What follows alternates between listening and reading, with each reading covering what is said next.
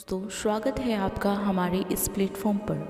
दोस्तों, हमारे जीवन में दुख आते रहते हैं और जाते रहते हैं, पर कुछ लोग इन दुख से इतने दुखी हो जाते हैं कि वह अपनी जीवन की लीला समाप्त करने के बारे में सोचते रहते हैं।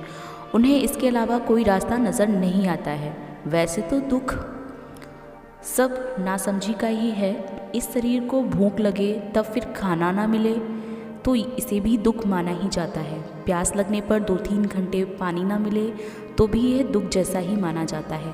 आमतौर पर दुख को नापसंद किया जाता है। वास्तव में जिसे हम दुख समझ रहे हैं, क्या वो वास्तविक दुख है?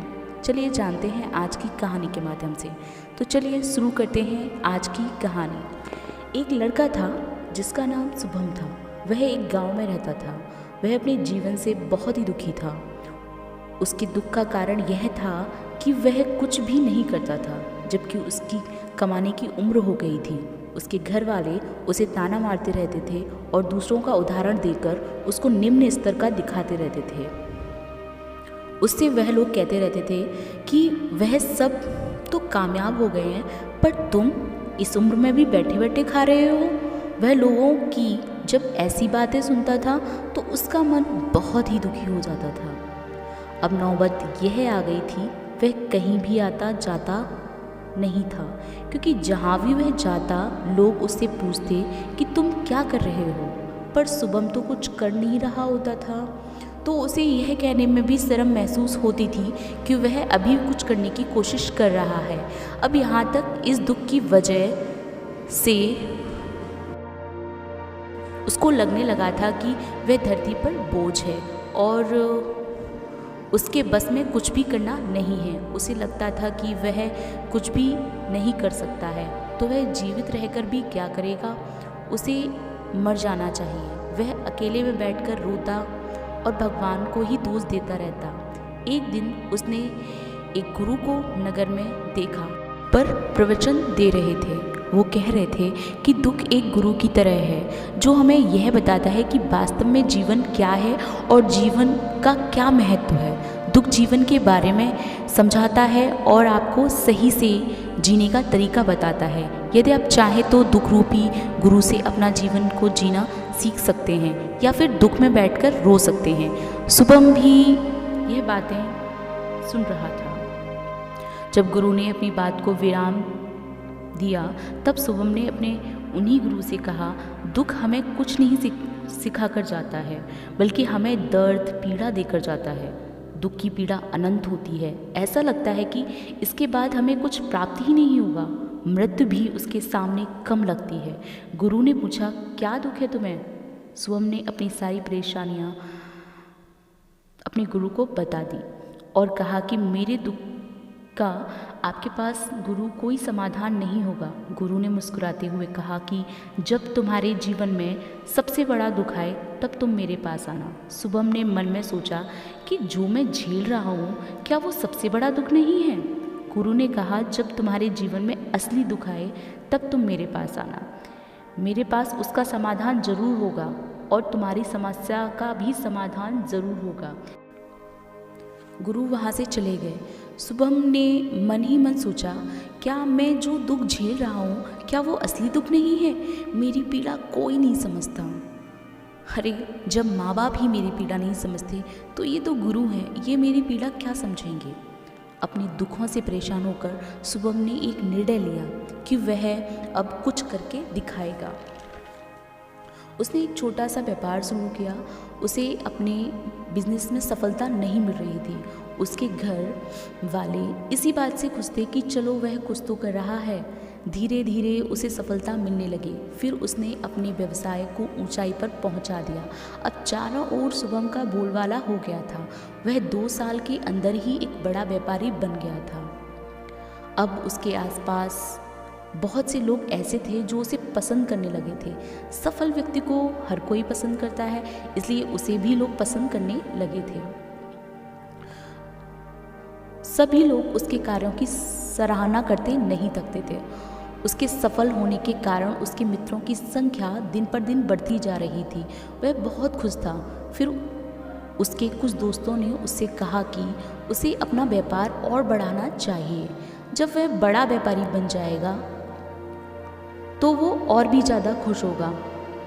और उसे ऐसा सोचने पर मजबूर कर दिया कि राजा महाराजा भी उसके यहाँ आएंगे और उससे पूछेंगे। शुभम अपने दोस्तों की बातों में आ गया और उसने अपने व्यापार को और बड़ा करने की सोची। इसके लिए उसने अपने मित्रों से बहुत सारा धन उधार लिया और सबसे बड़े व्यापारी बनने के चक्कर में, ज़्यादा मुनाफा कमाने के चक्कर में उसने अपने माल की गुणवत्ता को कम कर दिया, जिससे उसके व्यवसाय दिन पर दिन गिरता चला गया। उसके मित्र उससे जैसा कहते गए वो वैसा ही करता गया। दूसरे व्यापारियों के खिलाफ वह षड्यंत्र भी रचता रहा। अब उसके जीवन का सुकून कहीं चला गया था। उसे अब रात को नींद भी नहीं आती थी। वह हमेशा कुछ उधेड़-बुन में लगा रहता था। सुख साधन की सारी वस्तुएं होने पर भी उसे किसी भी चीज़ में सुख नहीं दिखता था। एक दिन शुभम यात्रा कर रहा था, तभी उसने उसी गुरु का आश्रम देखा। वह गुरु के पास गया और उसने गुरु से कहा कि गुरु, आपने कहा कि मेरे जीवन में जब असली दुख आए तब मैं आपके पास आऊँ। मुझे लगता है मेरे असली दुख आ गया है मेरे जीवन में। उसने अपने गुरु से कहा, गुरु, जब मेरे पास कुछ नहीं था, जब मैं कुछ नहीं करता था, तब भी मैं दुखी था, और जब मेरे पास सब कुछ है तब भी मैं दुखी ही हूँ, और आज सब कुछ होने पर भी मैं दुखी हूँ। गुरु ने कहा,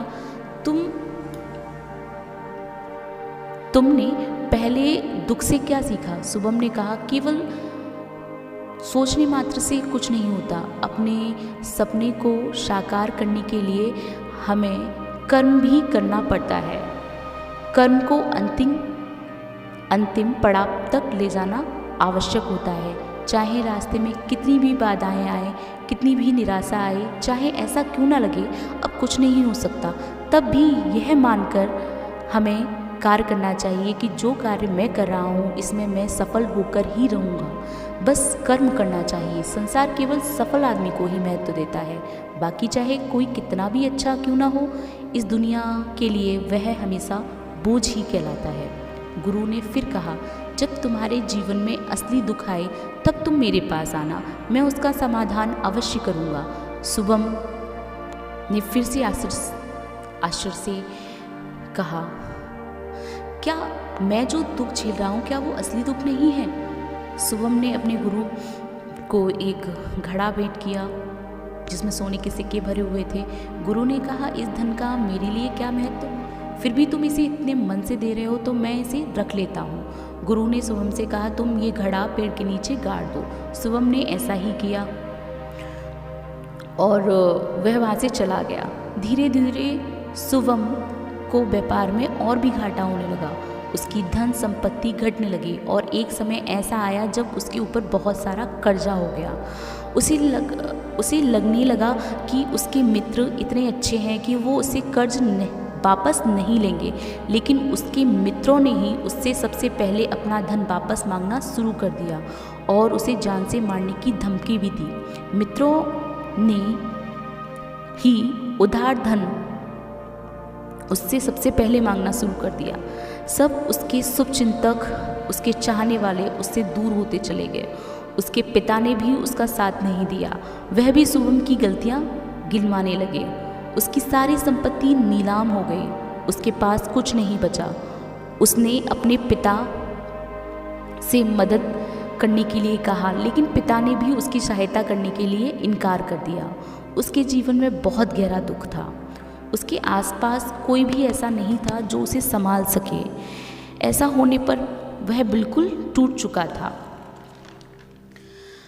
उसे लगने लगा था जीवन का कोई मतलब ही नहीं है। उसके लिए मृत्यु ही एक अंतिम सहारा है। वह मरने के लिए रास्ते में जा ही रहा था कि उसे याद आया कि उसके गुरु ने उसे कहा था कि जीवन में जब सबसे बड़ा दुख हो तब तुम मेरे पास आना और वह उस दुख का समाधान कर देंगे। वह अपने गुरु के पास गया और उसने अपने गुरु को सारी बात बता दी और कहा, मेरे दुख का समाधान कीजिए गुरुदेव। आपने कहा था कि जब मेरे जीवन में असली दुख आए तभी तुम मेरे पास आना, मैं उसका समाधान कर दूंगा। मुझे लगता है मेरे जीवन का असली दुख यही है। गुरु ने फिर से कहा, जब तुम्हारे जीवन में असली दुख आए तब तुम मेरे पास आना। शुभम ने सोचा, कहा, असली दुख क्या है? ये असली दुख क्या मेरे जीवन में ये जो हो रहा है क्या वो असली दुख नहीं है? गुरु ने कहा कि पहले ये बताओ कि तुमने अपने इस दुख से क्या सीखा। शुभम ने कहा कि जो लोग तुम्हारी तरक्की के पीछे पीछे तुम्हारे साथ आए हैं वो तुम्हें धोखा देंगे, वो बुरे समय में तुम्हारा साथ नहीं देंगे, तुम्हारा फ़ायदा उठाएंगे। भरोसा केवल उन्हीं लोगों पर करना चाहिए जो तुम्हारे बुरे समय में तुम्हारे साथ हों, वही तुम्हारे सच्चे साथी हैं। उनके साथ कभी भी छल कपट नहीं करना चाहिए, ईमानदारी से अपना जीवन यापन करना चाहिए। गुरुजी ने कहा, जब तुम्हारे जीवन में असली दुख आए तब तुम मेरे पास आना। अब उन्होंने शिवम द्वारा दिया गया घड़ा शुभम को वापस दे दिया। इससे शुभम को थोड़ी उम्मीद दिखी। अब उसने फिर से अपना कारोबार अच्छा कर लिया और उसने अपनी माल की गुणवत्ता को बढ़ा दिया। इससे लोग उसके प्रति आकर्षित होने लगे। पर फिर से शुभम के जीवन में दुख आया। उसके प्रिय भाई की मृत्यु हो गई, जिसे वह अपनी जान से ज़्यादा प्रेम किया करता था। शुभम अब फिर से दुखी रहने लगा। उसे लगने लगा कि सब कुछ खत्म हो चुका है। उसने जब अपने भाई की चिता को जलते हुए देखा तो उसका मन बेचैन हो उठा। उसके मन में कई सवाल उठ खड़े हुए। वह घर वापस आया तब उसने अपने भाई की सारी संपत्ति को देखा, जिसकी वजह से उन दोनों में बीच में कभी कभी कहासुनी हो जाया करती थी। आज वह लावारिस की तरह पड़ी हुई थी। उसके भाई ने जो भी इकट्ठा किया था सब वहीं पर रह गया था।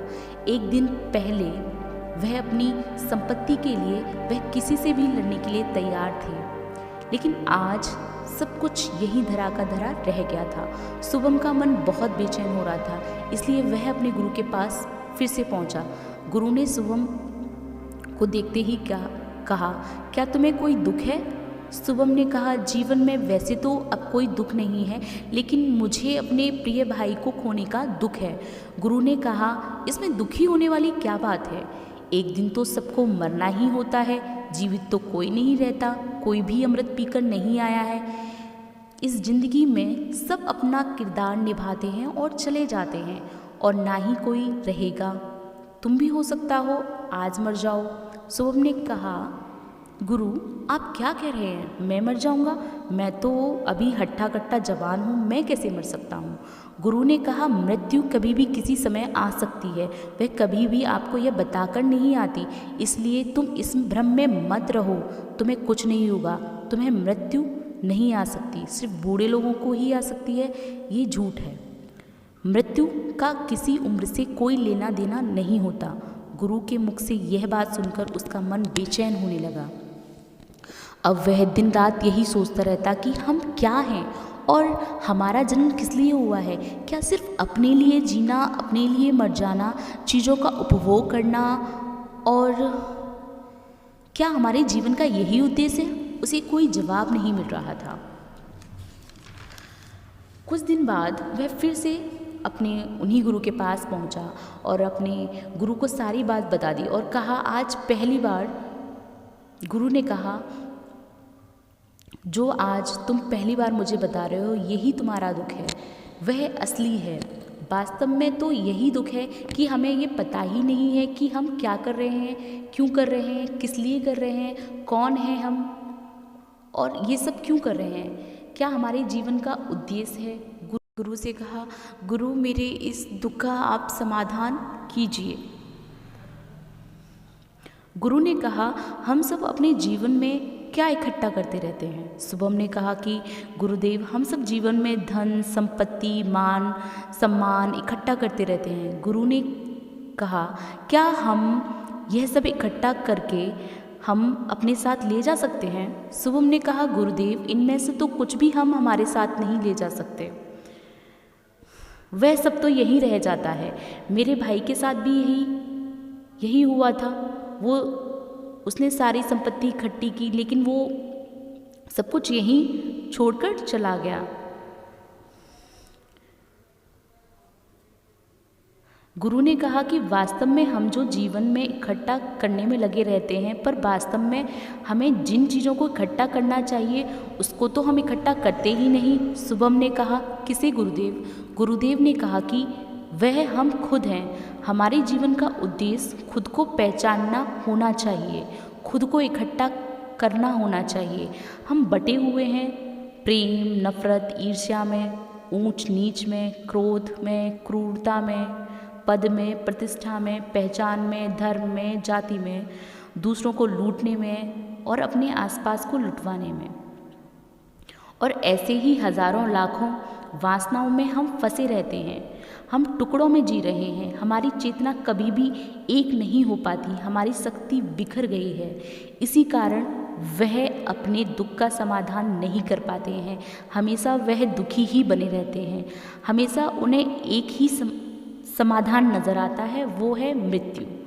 वह भी कोई समाधान नहीं होता। इसलिए इन सब का जो परम समाधान है वह है अपनी ऊर्जा को इकट्ठा करना, इस संसार से वापस उसी ऊर्जा को खींचना, उसे एकत्रित करना।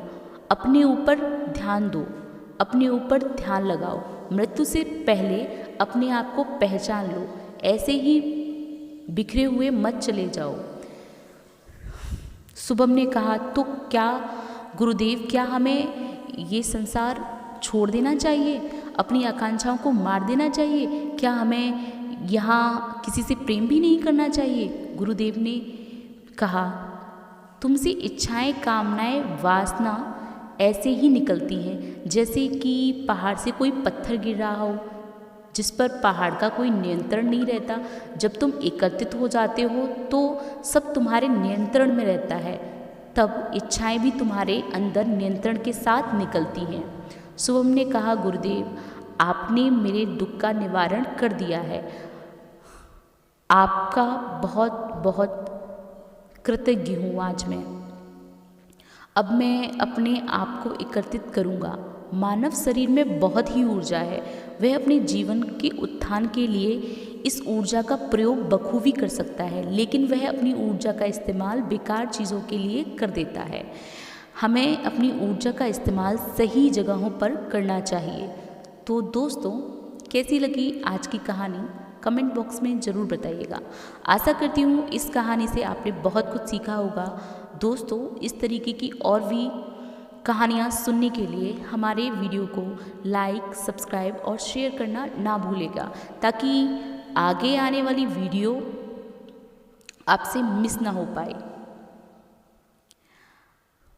हमारे साथ बने रहने के लिए आपका बहुत बहुत धन्यवाद। आप स्वस्थ रहें, मस्त रहें।